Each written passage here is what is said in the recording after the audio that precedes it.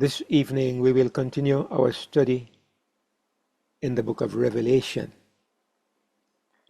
You know, I have been in the habit of saying, all right, now we get down to the meat of the matter because we are past the 7 churches. But after our recent studies on the 7 churches, I'm not going to say that anymore, because now I have a deeper understanding of those 7 churches, and I really have been, my thinking has been adjusted, and I'm seeing those 7 churches in a different way. And I realize that they are a very important part of the story of Revelation, just like the rest of the book. So praise the Lord for that. And I'm looking forward to see what other fresh insights he can give us as we continue with our study. So we went through the 7 churches. Last week we looked at the message to the Laodicean church. And especially because my voice is so tired this evening, I'm not going to do a review. But the messages are there on the Open Face YouTube channel. If you happen to be in the room this evening and you were not here last week or the previous weeks, then the messages are there. This week, we're going to go on to Revelation chapter 4. But let me just say one thing about the churches before I move on. Remember, John was told that he was to send the book of Revelation to the 7 churches. It was written for the 7 churches. And even though we know that the 7 churches were 7 literal churches in Asia, we also know that these literal churches represented the greater church, representing the true kingdom of God on a global scale. And that's what we were looking at. These 7 churches exist today, or these 7 conditions exist today within the Christian body, within Christendom. And so the message of the book of Revelation is for all of Christendom. It's for all of Christianity. But even looking at the messages, you can see that not everybody will understand the book of Revelation. There's one church that we know is going to get it, and one church that we know is going to be fully involved in the experience of Revelation, and it is the Church of Philadelphia. The other churches represent Christians alive today, yes, but in different situations, and there is a message for every Christian in these 7 churches. But the book of Revelation is for all aspects of Christianity. Why? Because all of us are alive at this time when the book of Revelation is to be fulfilled. So it's for every Christian. Whether you are in communism, whether you are in a place where there's false religion, whether you're in a place of persecution, whether you are in the Orthodox Church or the Roman Catholic Church or the Protestant churches or the Seventh-day Adventist Church or Philadelphia, wherever you are, we live in the end of time. And the book of Revelation is written for God's people at the end of time. This I want to emphasize and re-emphasize and re-emphasize, because it is a tragic reality that the great majority of Christians in the world today do not study the book of Revelation, do not care to understand the book of Revelation. Satan has brought a great false teaching into Christendom. And you know, even as I'm saying this, I'm realizing why that teaching is so terrible. And it is the teaching of the rapture. And the reason why it is so terrible is because it makes Christians believe that the book of Revelation is not for them. Okay? They think that when Revelation is fulfilled, they will be gone in the rapture. They'll be gone in this secret rapture. And so they don't need to understand Revelation. And that is one of Satan's great deceptions for Christians. Because the book of Revelation is God's roadmap. It's God's roadmap to take his people through the crisis of the last days, to make us understand our duty, to make us understand our message, to make us understand the trials and persecutions we will go through, so that we are not discouraged or disheartened. We know that everything is in the sovereign will of our wonderful Father. So, Revelation is very important, and it's most vital that we should seek to understand the book. So I want to say that before we actually go now to Revelation chapter 4. So the message is for the 7 churches. Let me share my screen. I think I should spotlight me as well. All right, I'm going to go to the Bible. We are now at Revelation chapter 4. All right, so the last thing we looked at was Revelation chapter 3, the message to the church at Laodicea. That's the last thing we looked at last week. So we go right over now to chapter 4. And I'll read these verses, and I'll comment on each verse as we go. And I will show some illustrations or some pictures that will help to illustrate what I'm saying. But let's start with verse 1. John says, after this I looked. And what does he mean by after this? He means after I saw Jesus, and he gave me the message to the 7 churches. The message is, after this now I looked, and behold, a door was opened in heaven. And the first voice which I heard was as it were of a trumpet talking with me, which said, come up hither, or come up here, and I will show you things which must be hereafter. So, I'm going to illustrate this, I think. So I will ask a question. Did John see a door opened into heaven, or did he look in heaven and see that in heaven a door was opened? We can read it both ways, right? We can say he looked and he saw a door open that would take him into heaven, or he looked and he was already in heaven and he saw a door open somewhere in heaven, somewhere else. It makes a difference. It makes a difference. And I actually think it means the voice is telling him, come up here into heaven. And he goes into heaven and he sees a door being opened at a certain place in heaven. And I will explain why I think this is what it really means. But anyway, so this door that is open in heaven, if you will remember, when we were looking at the message to Philadelphia, Jesus says, I have set before you an open door.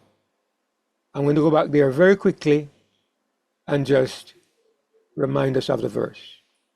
You go back to Revelation 3, the message to Philadelphia, and it says to Philadelphia,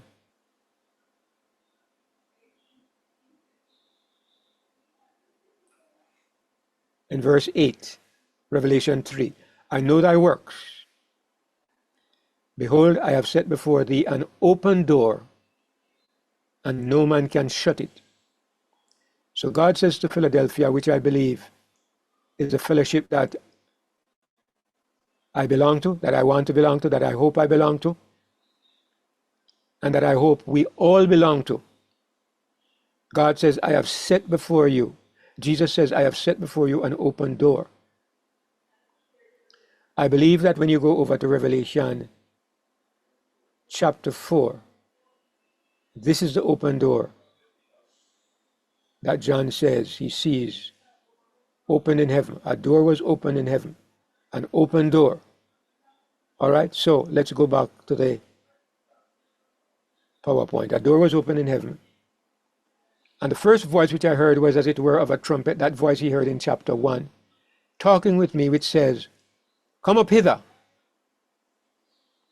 and I will show thee things which must be hereafter. Now, the second point I want to make is that John is told that he must come up. He's to come up to where? Come up to heaven. And I see somebody is scribbling on the screen. Whoever is writing on the screen, don't use your writing tools. You're messing up the screen, all right? I'll soon delete it.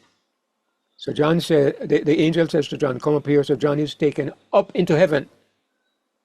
This is something I would like us to remember. As we study the book of Revelation, where is John? John is in heaven. And then the angel says, the voice says, I will show you some certain things. Which things? What kind of things? Things which must be hereafter. I want to highlight this. I want to encircle it. I want to reinforce it. I want to make sure we understand this point thoroughly. What we're about to see is things that were to happen after the time of John. The angel voice, or it's the voice of Jesus. The voice says, these are things which must be after this. Now remember, at this point, this is about the year AD 95, round about then. It's very close to AD 100, right? It's long after the books of Matthew, Mark, Luke, and John are written. It's many years after Jesus died and went back to heaven. Everything in the Bible was already finished except for the book of Revelation. So what we see in the book of Revelation is, for the most part, things that happen in the future, after AD 95, after the apostolic age. These are things that happen to the church after the time of John. I'm saying this because there are some misguided Christians who say that the book of Revelation was fulfilled from the days of the apostles. Completely illogical, nonsensical conclusion. But I just want to reinforce the fact that this cannot be. This cannot be. All right? So, that's verse 1. Let's go to the next verse. John says, and immediately I was in the Spirit. Now, when he says I was in the Spirit, maybe I don't even need to say it, but I'm going to say it anyway. It doesn't mean that he starts to speak in tongues, or he gets into an ecstasy and starts to jump about and to roll on the floor. Some people believe this is what it means to be in the Spirit, but what John means is that he was wrapped up in the power of the Spirit of God and under the control of the Spirit of God, so that he no longer was in control of himself. That's what it means to be in the Spirit. You are taken out of your physical state. Now, was he really taken outside of his body, or was it just that in his mind he was taken out of his body? I don't know, you don't know, we don't know, even the Apostle Paul didn't know. Because Paul says, I know a man, whether in the body or out of the body, I cannot tell. This man was caught up to the third heaven. Paul was talking about his experience when he was taken up into heaven. And he says, I don't know whether it was in the body or out of the body. It was something real to him, but he couldn't tell how it happened. And that's what it means to be in the Spirit in this sense. So the Spirit wraps up John in the power of God and takes him into heaven. Whether in the body or out of the body, it doesn't matter. He's in heaven. And he goes through this open door. He goes through this open door. And he goes into this room. And he sees a throne was set in heaven. And one sat on the throne. Now, I just want to reinforce the idea that what is happening to John is not something that ever happened to John or will ever happen to John. It will never happen to John. Because remember, at this time, John was an old man. He was nearly 100 years old. John was shown things in the future. John would never experience these things. But God is showing him the future. So when John is taken into heaven, what John is going to see is for the benefit of the people who live in the days when Revelation is fulfilled. It's for the benefit of those people, which I believe to be you and me. It's for our benefit. So whatever is happening to John is our experience, in a sense.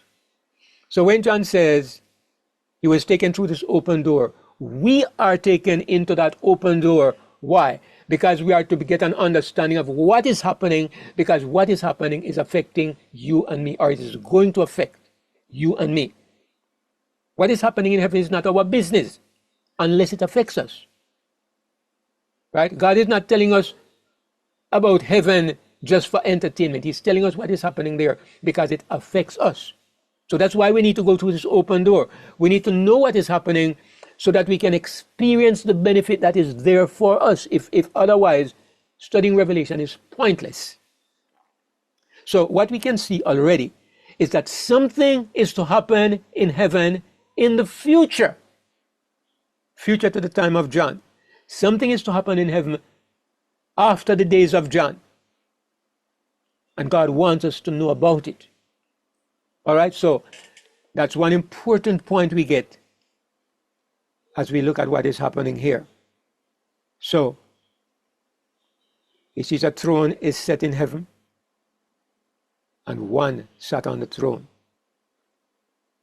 All right, now, as you read through the chapter, it says, it's clear that there's one person sitting on the throne. This word one is in italics, depending on where you are born. And it means that it is not in the original. It says, a throne was set in heaven and sat on the throne. The word one is understood. And when you read through the rest of the chapter, it's clear it's one person because it says he that sat. So it's one person sitting there. So the one it belongs there. Who is this person? There is absolutely no question that this is the Lord God Almighty, the great ruler of heaven and the universe, also referred to as God the Father. The one sitting on the throne in heaven is God the Father, who is referred to as the Lord God Almighty. Just in case anybody misses the point I'm trying to make. There's no Trinity sitting on the throne. There are not two people there. There are not three persons. There's one person sitting on the throne in heaven. That's what John sees. This is an eyewitness account. John is not listening to theology. John is telling what he went to heaven and saw. One sitting on the throne. So there's no question that on the throne of heaven, there's only one person. But anyway, it's also true that this is a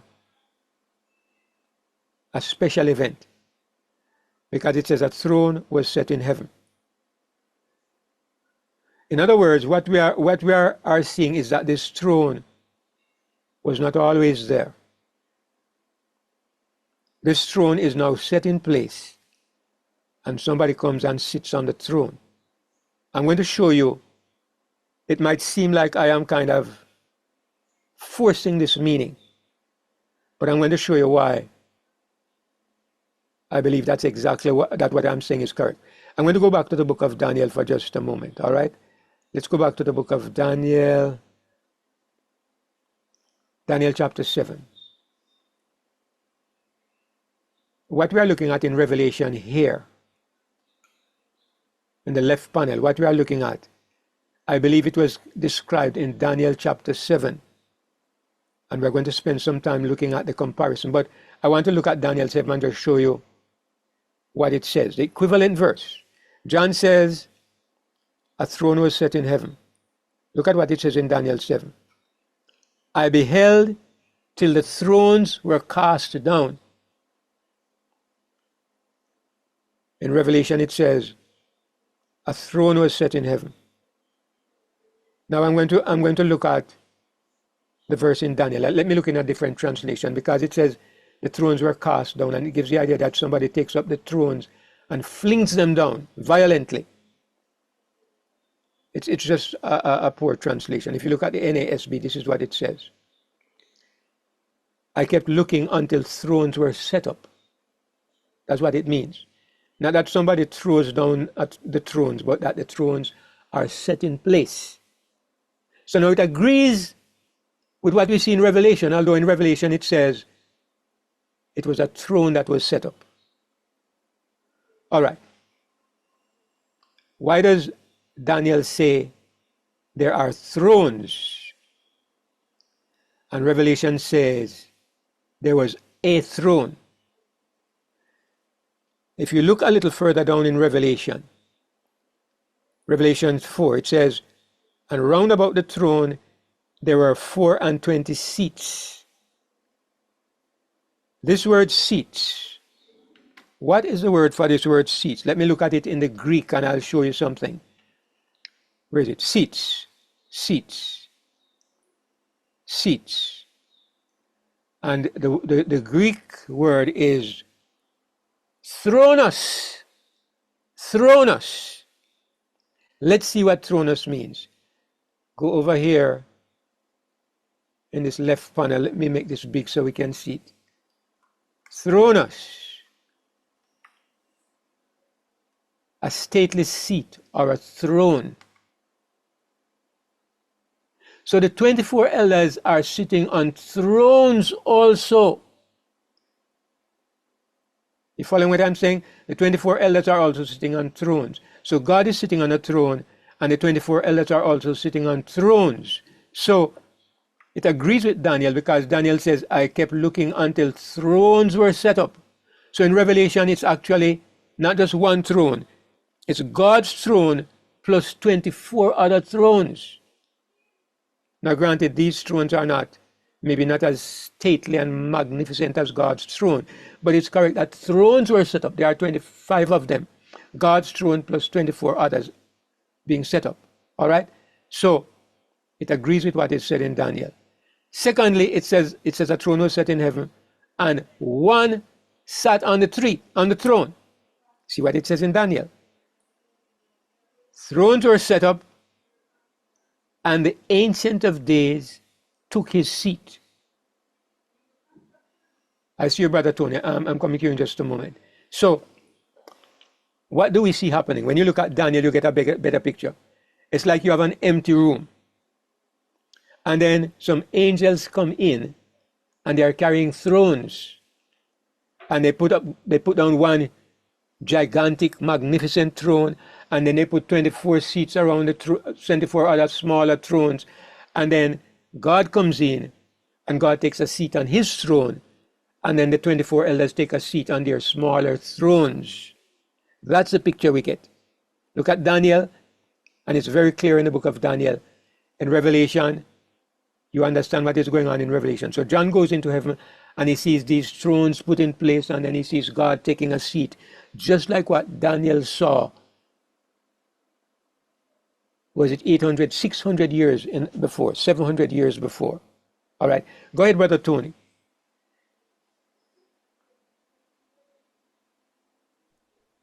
The 24 elders. Who do you think they are? Because I've heard many different assumptions on who they are, the angels or those that were caught up when Jesus went back to heaven. Yes, I'm going to come to them, but let me just tell you briefly and quickly that my own understanding up to this point is that these 24 elders represent people who came from earth. And therefore, I believe, in most likelihood, they are the ones who were resurrected when Jesus was resurrected. That's the best of my understanding. Okay. So let's continue reading. And I have more to say about what is going on here, but I'll come to it. It says, and he that sat was to look upon like a jasper, a greenish precious stone, and a sardine stone, a reddish precious stone. And there was a rainbow round about the throne, in sight like unto an emerald. Now, let me go back a little bit. I don't want I miss my point, and I don't want to miss it. Why am I making the point about a throne was set in heaven and one sat on the throne? The point I want to make, and that I want us to understand, is that this is not a normal day in heaven.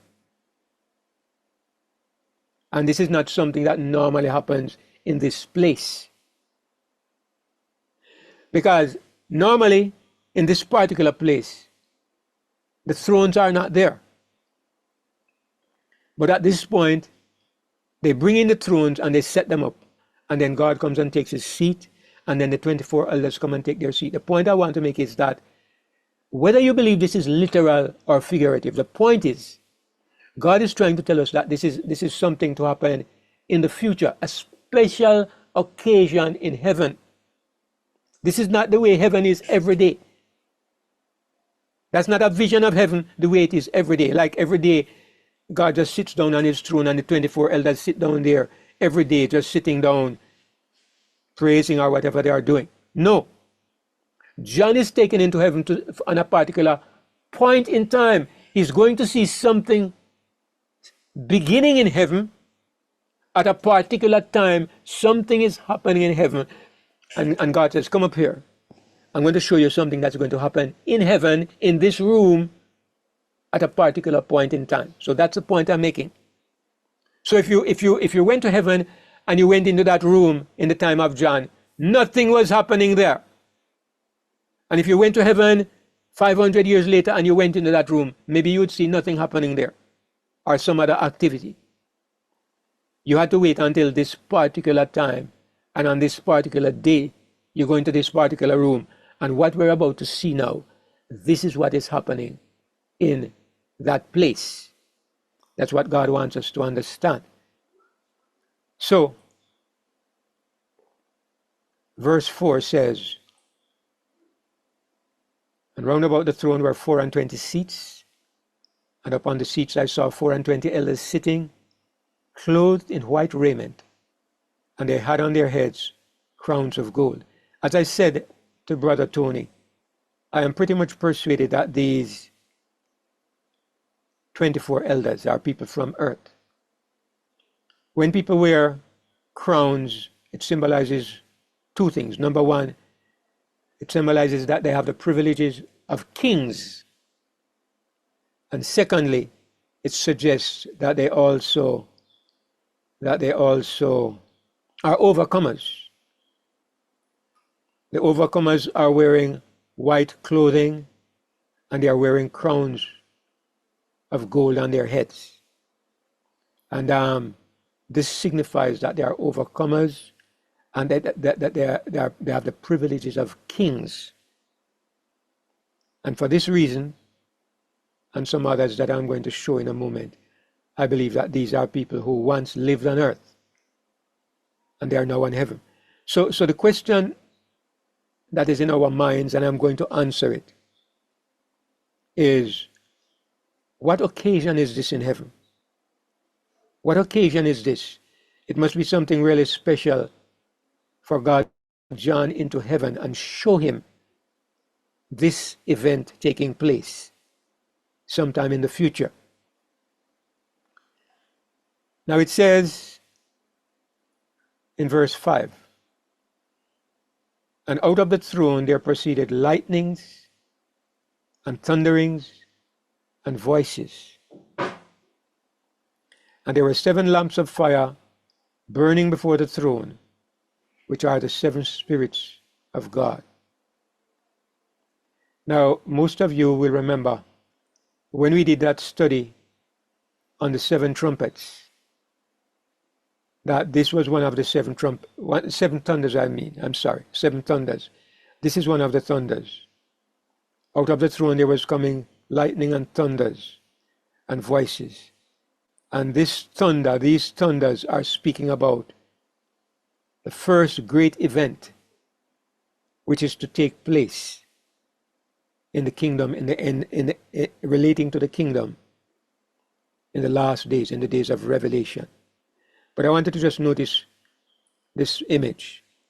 Out of the throne there's coming lightnings, and there are 7 lamps of fire burning before the throne, which are the 7 spirits of God. Somebody is probably going to ask, what are these 7 spirits?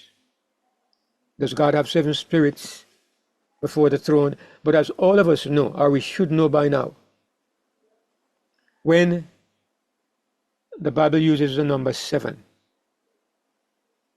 And sometimes other numbers too, like 12. When the Bible uses certain numbers, it doesn't mean you are to go and count and see how many. The number 7 is used to mean completeness or perfection. It's not used to mean 7 numerical things. Sometimes, but when it's used in connection with divine things, it doesn't usually mean 7 numerical things. And I'm going to show you this in the same passage. Let's go back to Revelation here in the right panel. Revelation. I'm going to go back to Revelation 5 and just show you something. Revelation chapter 5. And look at what it says. In verse 6. And I beheld, and lo, in the midst of the throne, and of the 4 beasts, and in the midst of the elders, stood a lamb, as it had been slain, having 7 horns and 7 eyes. What are these 7 eyes? They are the 7 spirits of God sent forth into all the earth. So Jesus, who is the Lamb, has the 7 spirits of God, 7 eyes. And the 7 lamps of fire before the throne are the 7 spirits of God. So you can compare both of these statements and you can come to a conclusion. 7 eyes in Jesus' head, that's the 7 spirits of God. 7 lamps of fire before the throne, that's the 7 spirits of God. Same thing. Yet one is represented as eyes and one is represented as lamps of fire. And both of them are represented as 7. So the question that really answers the question is, does Jesus have 7 eyes in his head? And to clarify, does Jesus have 7 spirits or 1 spirit? Does God have 7 spirits or does God have 1 spirit? So I'm going to answer that by running back to another verse in the Bible.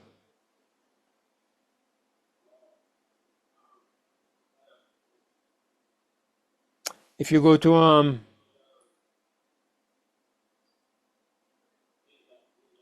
let me go to Ephesians. Sorry, that's not what I want. Ephesians, look in the right panel. Ephesians chapter 4. It says in verse 4, there is 1 body and 1 spirit, not 7. Even as you are called in one hope of your calling. 1 Lord, 1 faith, 1 baptism, 1 God and Father of all, who is above all and through all and in you all. God does not have 7 spirits. 7 spirits. God has 1 spirit. So why is it that in Revelation it says that there are the 7 spirits of God? The 7 spirits of God. And the obvious answer is that the word 7 does not mean 7 in numerical value. The word 7 here is used to refer to perfection or completeness. So you see the way we should interpret Revelation, or you see one of the ways in which we should approach the book of Revelation. So there are not 7 spirits of God. There is 1 spirit of God, but God is telling us that the spirit is there in its completeness or its perfection. And so God uses the word 7. So when you see these 7 spirits, you mean the completeness of the Spirit of God. Just like when you look and see that Jesus has 7 eyes, which are the 7 spirits of God, it doesn't mean that Jesus has 7 spirits. It means that Jesus has the perfection or the completeness of the Spirit of God. And it signifies that Jesus is omnipresent. He's everywhere, because it says the Spirit is sent forth into all the earth. So it signifies that through this Spirit, Jesus himself becomes omnipresent. By the Spirit, he's present everywhere. So the meaning is kind of simple, brothers and sisters, but very beautiful when you understand it. Now, I wanted to explain. I think most of us probably all of us understand what I'm about to share, but I want to repeat it. For some of us, it might be something we never heard before. So, what is actually happening in Revelation 4 here? What is happening here? What is it that John has been taken up into heaven through this open door to see something happening at a particular time in heaven? What is this thing that is happening? And we actually find this event in the book of Daniel. We go to the book of Daniel and we find this event. And I'm going to show you or remind you. In the book of Daniel, Daniel says in chapter 7, I saw till the thrones were set in place, just like in Revelation. And the Ancient of Days did sit, just like in Revelation, whose garment was white as snow, and the hair of his head like the pure wool. His throne was like a fiery flame, and his wheels as burning fire. A fiery stream issued and came forth from before him. I'm going to show you, just like in the book of Revelation. Thousands ministered unto him, and 10,000 times 10,000 stood before him. Just like in the book of Revelation, I'm going to show you. What is this event? Where God takes a seat and these 10,000 times 10,000 are there, and there's like fire coming out of the throne and all the rest of it. What is this event at a certain point in time? The book of Daniel tells you what it is. The judgment was set and the books were opened. There is a judgment to take place in heaven. And this is what Daniel is describing, and this is what God took John into heaven to show him. A judgment that is to take place in the time when the book of Revelation is to be understood. A judgment is to take place in heaven round about this time. So, if you go back to the book of Daniel in the right panel, you will remember, if we go from the beginning of the chapter, Daniel had a dream and he saw these four animals, the lion, the bear, the leopard, and the dreadful beast. And, they were doing so much damage. And then this fourth beast had the horns with the eyes like a man speaking great things. And while that is going on, in the days of beast number 4, while this horn is there speaking great things, at this time, the thrones are put in place and God takes his seat. And this is when the judgment was set and the books were opened. So this is in the last days.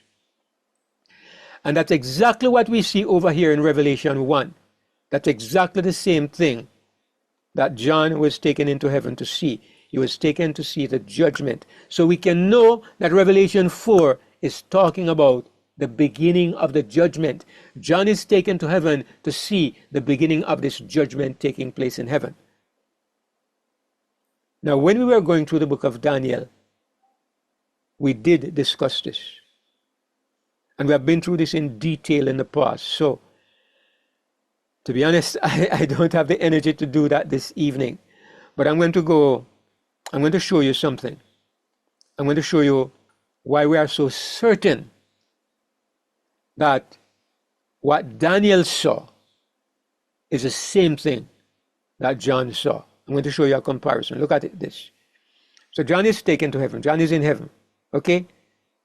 He goes through the open door and he sees this blue section here is supposed to be the sea of glass.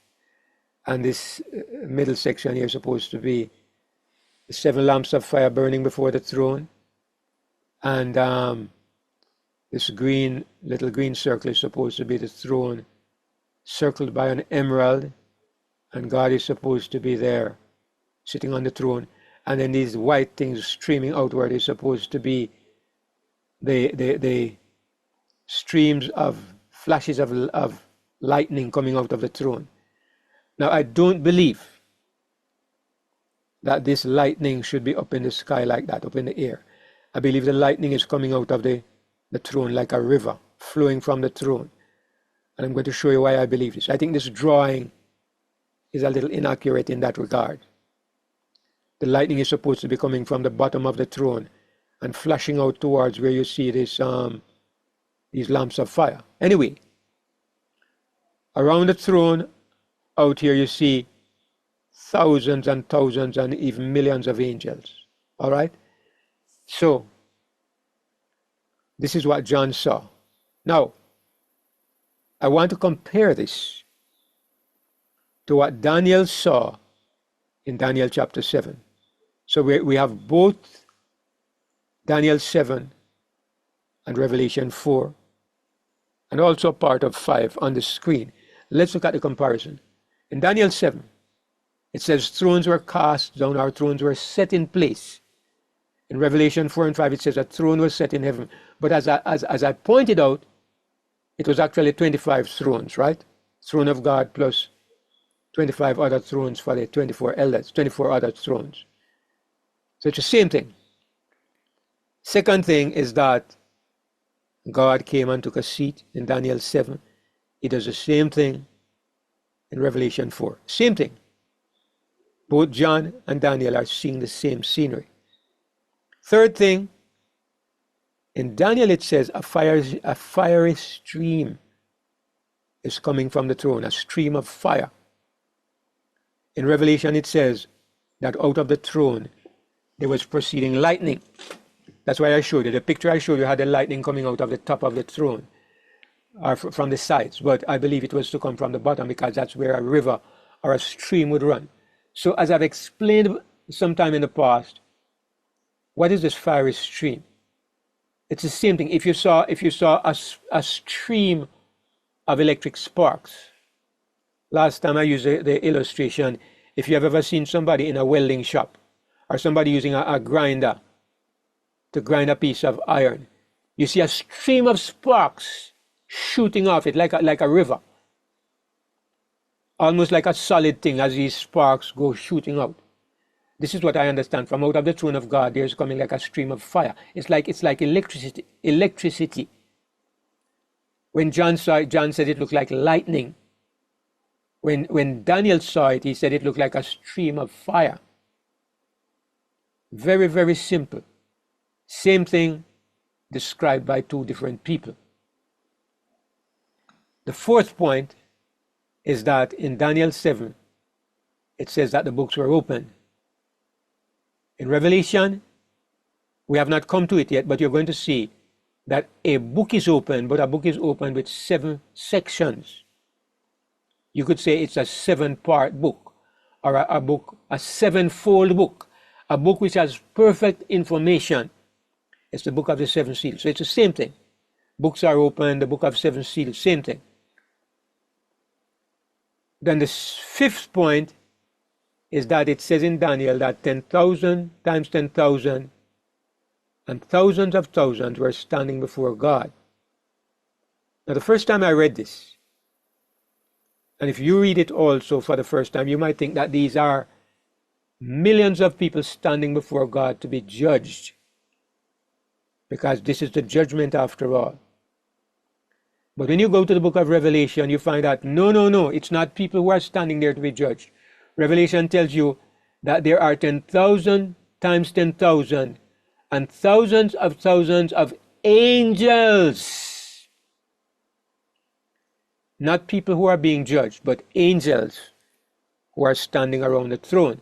Let me just show you that. All right.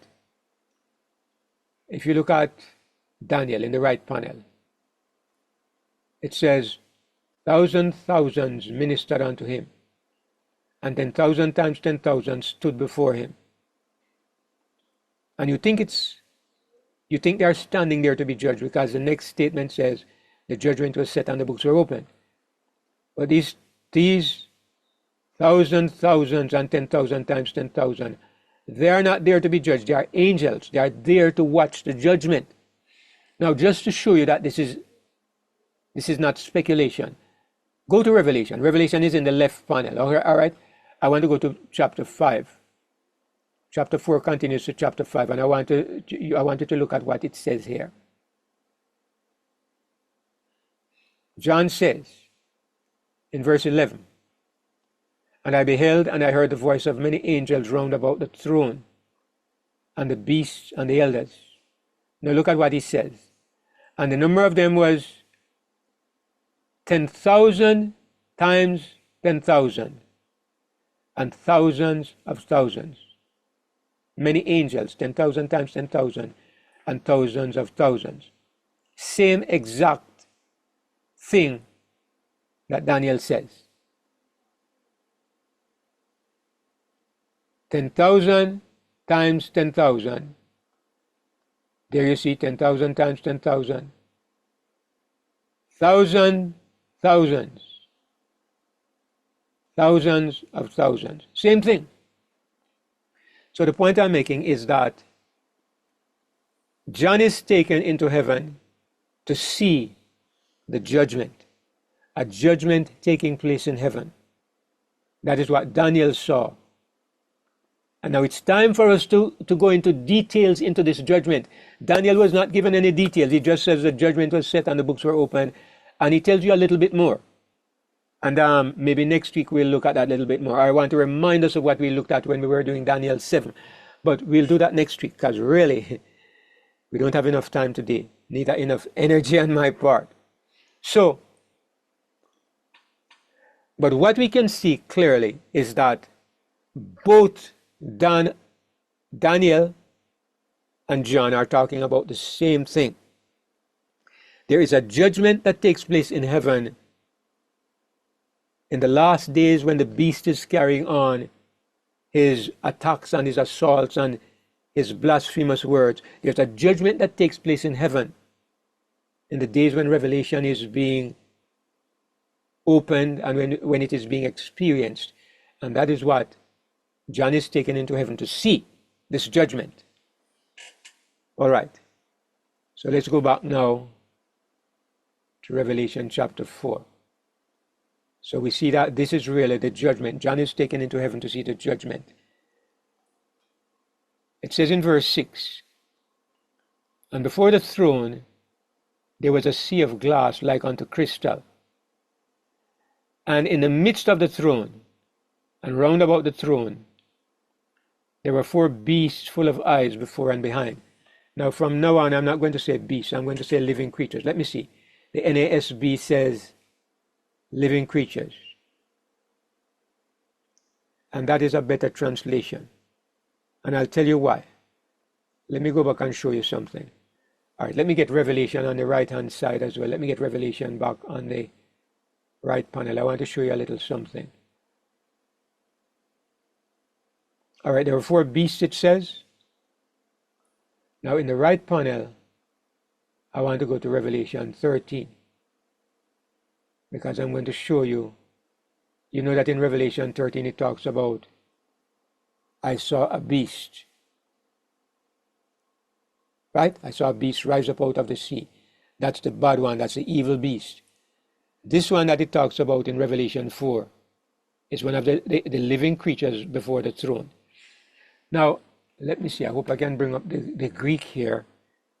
In the Greek, yeah, a beast.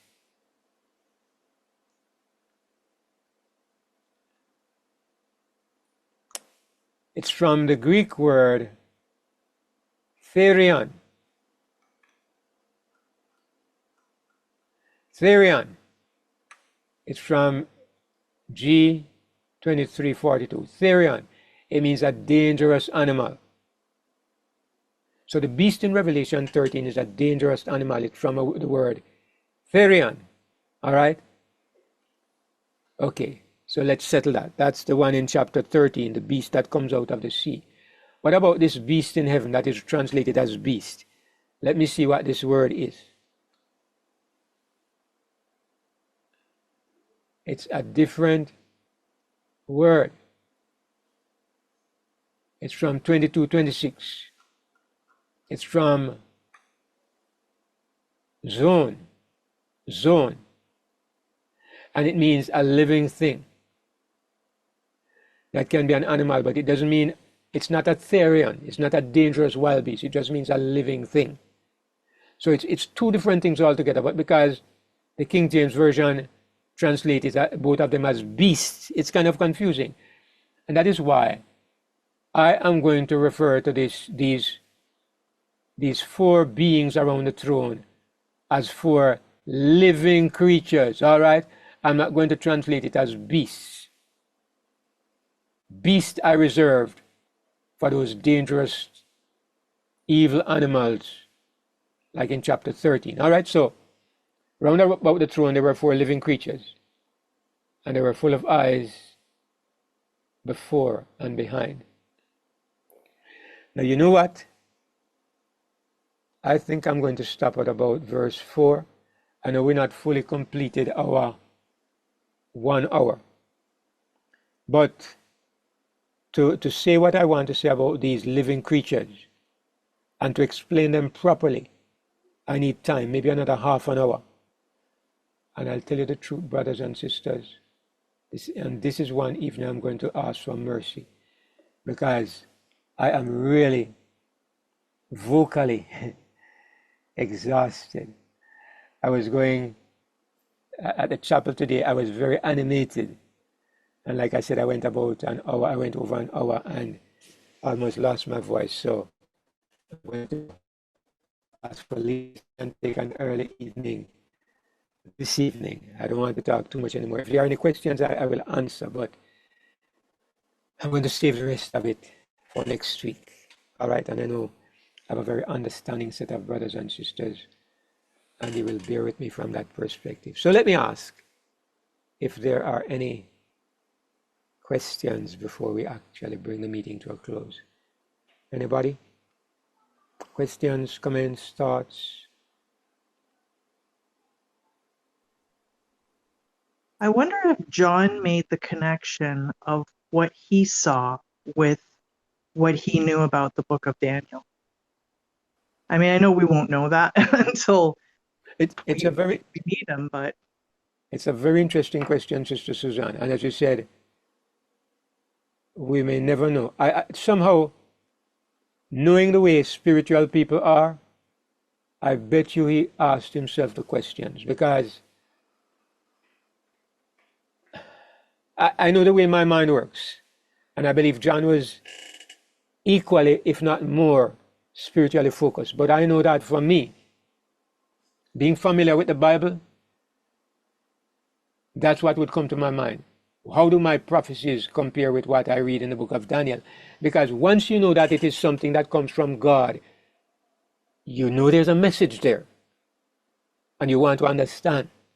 So I would say that there's a strong likelihood that he thought about it and he maybe explored it himself. But as we know, he was an old man at that time, and he didn't live too much longer after that. So maybe even if he thought about it, he never had the time or the opportunity to really share it, you know. But anyway, before I go this evening, I want you all to help me to celebrate birthday number 51. I'm 51 years old today in the spiritual realm. I was born the second time 51 years ago today. So, anytime all of you want to remember my birthday, this is the important one, all right? So, Happy birthday. thank you. I can hardly believe I've been with the Lord for 51 years, but it's a good feeling. I hope that I have another 51 million more to go. Yeah, brother David. Yes, my brother. One addition to the program I think you should do is the end. What's the series name? End Game of Heaven. Yes.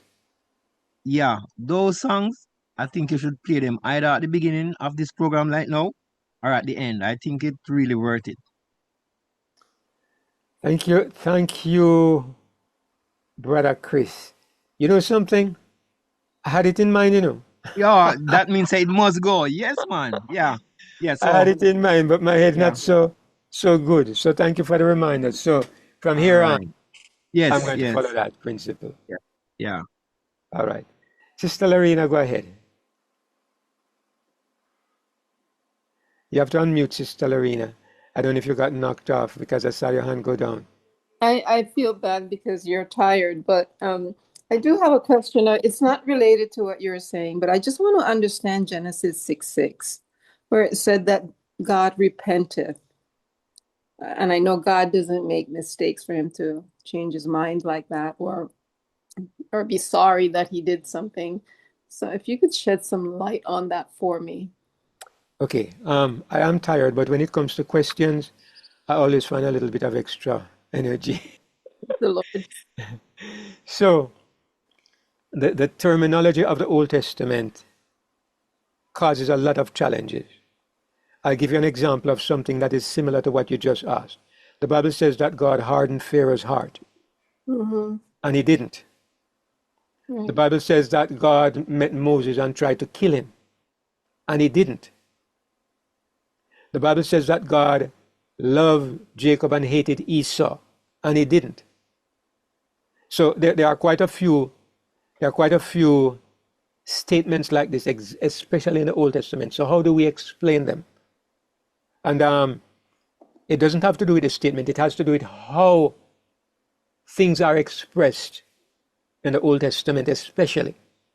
What the Bible writers did, they could not tell you what was in God's heart because they could not see into God's heart. What they told you was, based on his behavior, how they viewed what God did.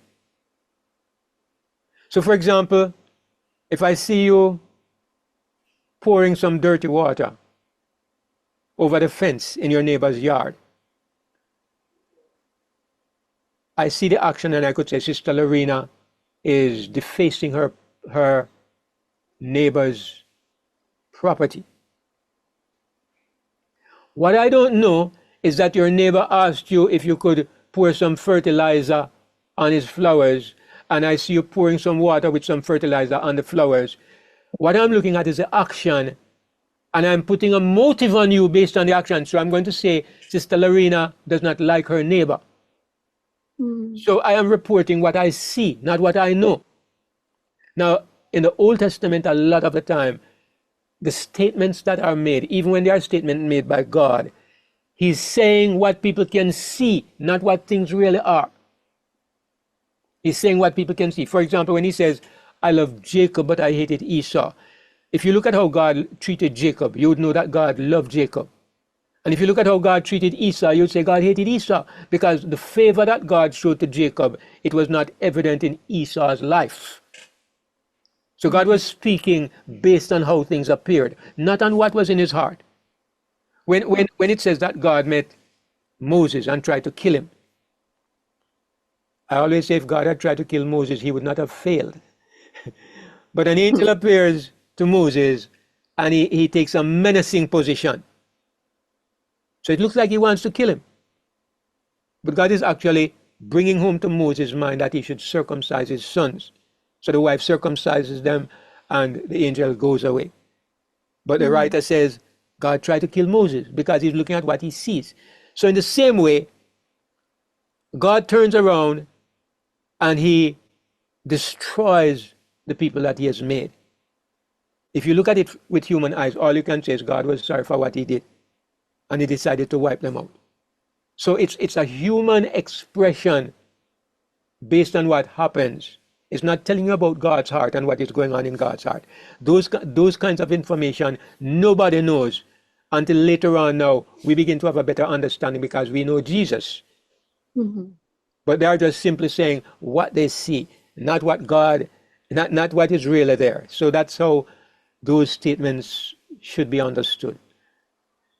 Weren't they inspired though? That brings us to the question of what does inspired mean? You know, so God gives people thoughts, but he doesn't give them words. In writing the Bible, people express their understanding of what happened. And they are directed by God and given accurate historical information. But it doesn't mean that God told them every word that they were to write, because there are some people who say they believe in verbal inspiration. I don't believe in it. Verbal inspiration means that it's like God dictated and you wrote. And if God dictated and you write, there could be not even one word that was out of place in the Bible. But that is not true. We can look and see multiple places where words like this are used. Like, for example, God says he tried to kill Moses, or like God hardened Pharaoh's heart. These are human expressions. They are not divine expressions. If God ever wrote the Bible, no such words would ever appear in it. Mhm. Yeah. So the record is inspired. We know it really happened. It's an accurate description of what happened. But when it comes to the motives that were in God and some of the things like that, it's telling you what they saw. It's not telling you accurately what was going on in God's mind, because those are things that were not known and were not even revealed until Jesus came. Yes. Okay. I understood, really. Thank you. Okay, Sister Lorena.